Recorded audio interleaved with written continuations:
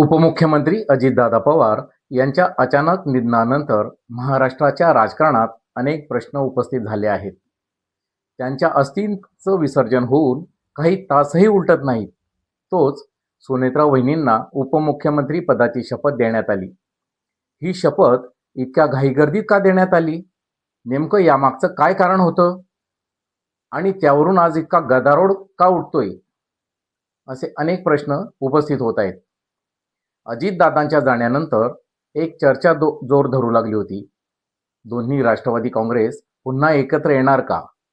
शरद पवार यांनी पत्रकारांशी बोलताना याबाबतीत सूचक असं विधानही केलं होतं.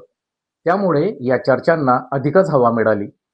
मात्र दुसरीकडे अजितदादा पवार गटातील ज्येष्ठ नेते, मग ते प्रफुल्ल पटेल असोत, तटकरे असोत किंवा छगन भुजबळ असोत, सगळ्यांनी एक सुरात सांगितलं की 12 तारखेला दोन्ही राष्ट्रवादी एकत्र येणार होत्या, अशी कोणतीही माहिती आमच्या समोर नाही.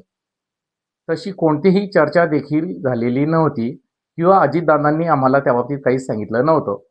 म्हणजेच अजितदादांच्या निधनामुळे काही प्रश्न कायमचे अनुत्तरित राहिले, हे मान्य करावं लागेल. पण त्याच वेळी सुनेत्रा वहिनी उपमुख्यमंत्री झाल्यानंतर विरोधकांनी ज्या पद्धतीने आरोपांची राळ उठवायला सुरुवात केली आहे ती दुर्दैवी आहे. विरोधकांकडून भाजपला बदनाम करण्यासाठी वेगवेगळे हातखंडे वापरले जात आहेत असं वाटतं.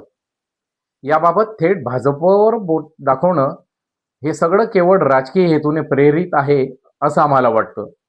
काही जण तर इतकंही म्हणतात की सुनेत्रा वहिनींनी उपमुख्यमंत्री पदाची घाईघाईत शपथ घेतली किंवा दिली गेली.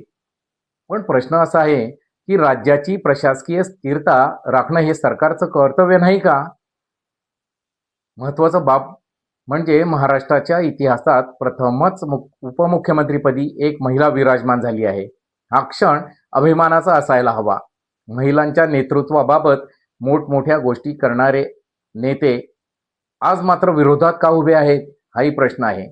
विरोधकांच्या पोटात इतकं दुखणं का होतंय हेच कळत नाही. उठसूट भाजपाला बदनाम करायचं, प्रत्येक निर्णयावर संशय घ्यायचा आणि जनतेमध्ये गैरसमज पसरवायचे, हीच विरोधकांची रणनीती दिसते.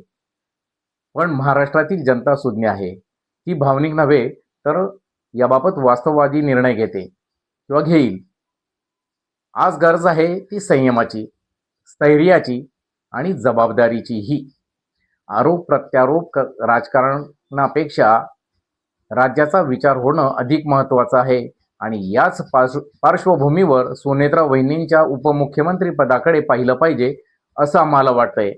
आपल्याला याबाबत काय वाटतंय हे कॉमेंट करून नक्की कळवा. जय हिंद.